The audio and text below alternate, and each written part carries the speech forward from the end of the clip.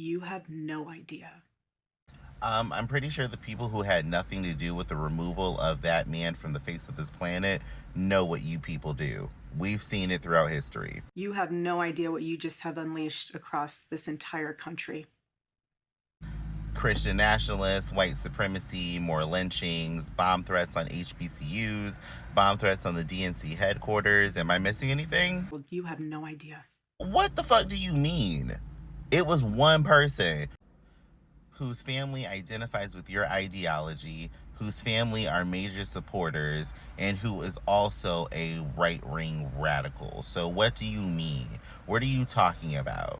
Up here sounding like Mrs. Waterford. Like, what in the world? This is crazy. So let's go ahead and just bury that man, let the maggots have at his face, and you go about your business. Why don't you just take that money and be rich and go on vacation? What? Talking about what you unleashed. That means it was a chained up beast. Your husband just got pew-pewed in the neck in front of you and your kids. And within 72 hours of his passing, you've already done a press conference. You're having people film you while you're kissing and caressing his corpse. I'm really not even trying to be funny. Are y'all not, is that not weird? It be my full life birthday and I don't even be taking pictures and videos of myself. You are standing in the room with his corpse. Has rigor mortis even set in? Is his amniotic fluid all the way in there? Like, and you're telling somebody to film this. And you're editing it and like posting it. And then it was like kind of like ASMR, like she was rubbing the fabric. The press conference, you wrote a speech, accepted it, got dressed, hair done, makeup. I'm sorry. Okay, this is a time that I actually don't want to be right. I actually want you guys to say you're crazy. Okay. There was something about Charlie Kirk's wife's speech that I'm not alone in this, that like there was something creepy about that speech. There was something weird. Okay. Specifically the line where she says, she's telling her daughter what happened to daddy and she's like, "Daddy's on a work trip with Jesus to afford your blueberries." And even in the moment, I was like, "To afford your blueberries, that is such a weird thing to say." She could have invoked that same emotion just by saying, "Daddy's on a work trip with Jesus." That would make you go like, "Oh, sad." But to afford your blueberries, like, what? So I'm not some sort of like historical genius or something like that. I just was Googling and I was just like, blueberry symbolism, blueberry far right, blueberry Nazi. And unfortunately, I came up with something so horrible. Hang on. Okay, look at this here for a second and then I'll kind of explain what's going on. Okay, so basically the story is that this group of photographs showed up at the Holocaust Museum like not very long ago in pretty recent history, and like it was this strange assortment of photographs. One of them, like the one I just showed you, that was labeled "Here There Are Blueberries." And so there was a Pulitzer Prize winning play just here, like I think in 2024, that was talking about this strange group of photographs that was trying to show Nazi, the Nazis, the SS soldiers, the like doctors and stuff that were there at Auschwitz living this very, very normal life, like almost trying to paint it like, I don't know, the weird juxtaposition of people living a normal life sitting around eating blueberries while there's a concentration camp like right across the fence. I know that this is a reach, and like I said, I really, really hope that I'm wrong, but something about the Serena Joy vibe of her speech, and if they are trying to throw some sort of a dog whistle or some sort of a foreshadowing symbol, something of that there's going to be a group of people that are eating blueberries in a group that aren't. I don't know. I had never heard of this play before, so you would think if somebody was trying to like put across a message like that, it would be something more obvious, but I don't know. Tell me what you think, and please don't be afraid to tell me that I'm crazy, because like I said, I want to be wrong. I really had to sit down and think after, listening to Erika's speech, because what I had wasn't just a grieving widow, it was someone turning pain into politics. And that's the first thing that struck me. Instead of reflecting on loss or even, taking a moment of silence, the whole thing sounded like a campaign rally. She called Charlie a warrior for truth and tried to wrap his entire legacy in religious symbolism, as if God himself endorsed everything he ever said or did, and that's why there is very dangerous. And that leads to the second issue, the misuse of Christianity. Faith should never be reduced to a political slogan, but Erica made it sound like supporting Charlie's worldview was the same thing as serving God. And that's not only manipulative, it's deeply disrespectful to Christians who believes Jesus' message is about love, compassion, and humanity, not division and culture wars. Now, the third problem is accountability. Charlie Kirk has a long history of making inflammatory comments that hurt and targeted people, especially Black and immigrant communities. Now, for Erica to stand there and, paint him only as a victim without ever addressing the harm he caused, that's like rewriting history in real time. And honestly, the gaslighting in that speech was very heavy because she kept saying they, like trying to lump entire communities together and frame them as responsible for what just one person did. And then there is the timing. Now, I understand everyone grieves differently, but don't you think it's, a little too early for someone whose husband was just assassinated like that to turn it into political stage? It just feels off. But that's my take. I would love to hear what you guys think down in the comments. And of course, don't forget to like and subscribe to support the channel before we move forward. Who is we? Oh my goodness. So I'm going to try and be respectful as possible because I understand that Erika Trump is one of the few hundred people on this planet that is mourning the loss of her husband. And that is absolutely a normal human response. I'm sure Hitler's wife probably mourned him. I'm sure Stalin's wife probably mourned him. And I'm sure Osama bin Laden's wife probably mourned him upon hearing the news. No comparison whatsoever. Those are just the first names that came off the top of my head. But that being said, I found it a bit weird and a bit odd of her celebrating or her thanking law enforcement for finding, her husband's person who put him to go away, we'll say. We're gonna be honest, I don't know what they told you, boo-boo, but little Indian Valhalla man had nothing to do with it. And that's correct. He had nothing to do with it. They are incompetent, dear. It was the father of the boy that you should be thanking. You should be thanking him for turning in his son so that, the FBI could take credit for it. Damn. Then she goes on to talk about heaven.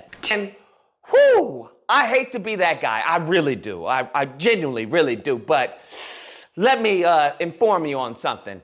Erika Kirk, come here. Come close. Unless Charlie Kirk in his last breath was repenting for the evil and the wicked and the fear-mongering and the race-baiting and the division he caused on this planet, boo-boo, all due respect, with 100% certainty, I can tell you he's not in heaven. He may be in Valhalla, though. Now, I understand some of you may be upset, so let me go to the scripture that Charlie Kirk alleged was professed to be spreading to the people. Let's go. I brought the scripture. Let's go to, if the congregation will follow, Matthew 7. We'll start with verse 17. Bear with me. So every good tree bears good fruit, but the bad tree bears bad fruit. I'm sorry, if I see a black pilot, I'm going to be like, boy, I hope he's qualified. Interesting. A good tree cannot produce bad fruit, nor can a bad tree produce good fruit. This shows they were actually better in the 1940s. It was bad, it was evil, but what happened? Something changed. Every tree that does not bear good fruit is cut down and thrown into the fire. So then, you will know them from their fruits.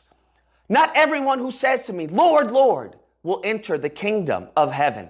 I can't stand the word empathy, actually. I think empathy is a made-up new way. So Erika Kirk just gave a speech about her late husband, Charlie Kirk. But let's be clear, this is not a grieving widow.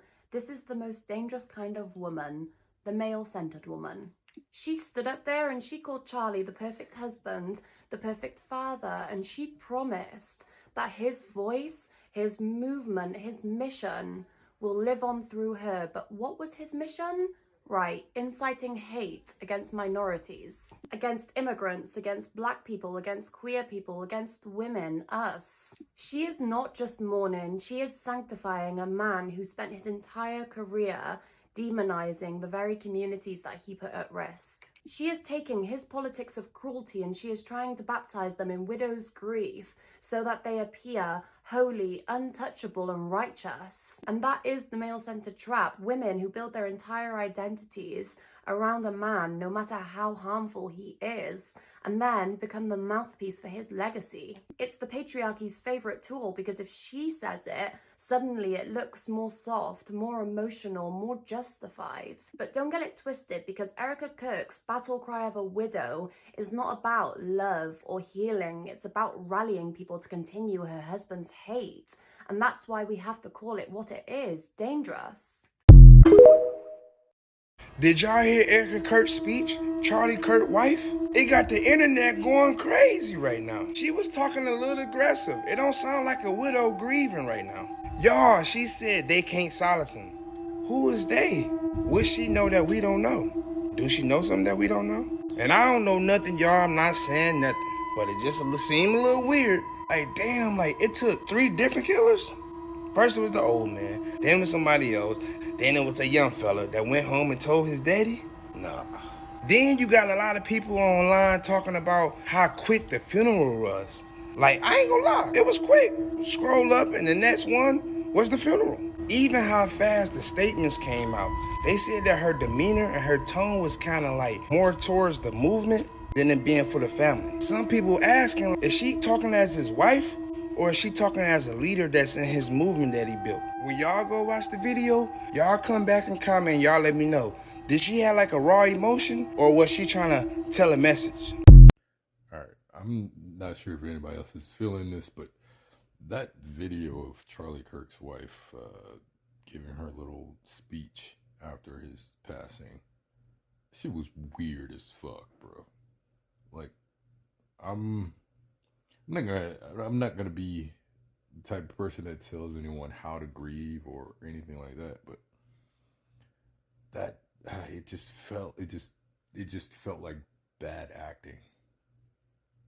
And I don't know, I'll give her the benefit of the doubt. Maybe she was just trying to keep her composure and everything like that. But that was horrible. That was a painful 17 minutes to watch. Not because I felt sad or anything like that. I didn't wish for Charlie Kirk to die. Don't wish death upon people. But that was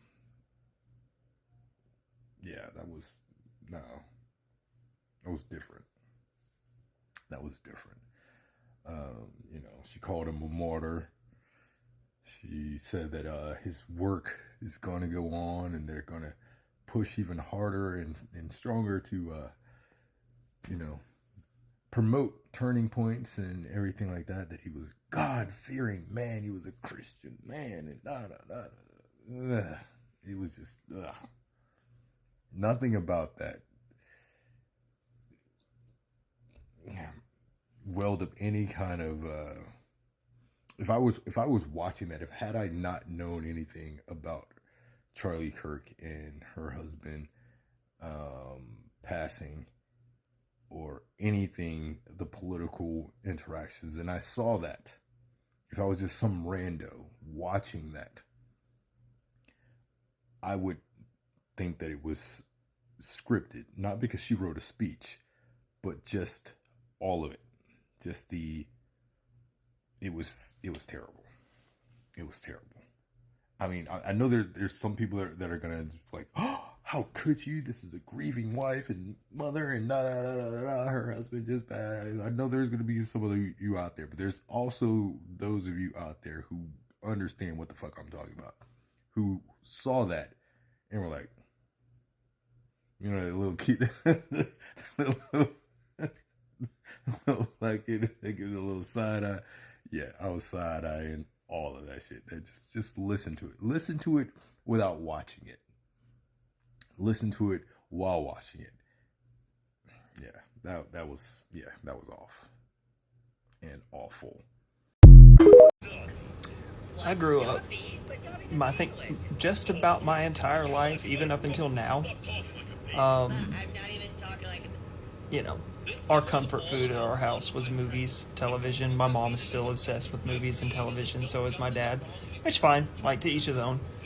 But I grew up with the best of the best AAA types of films. Went through the 80s, the 90s, the early 2000s.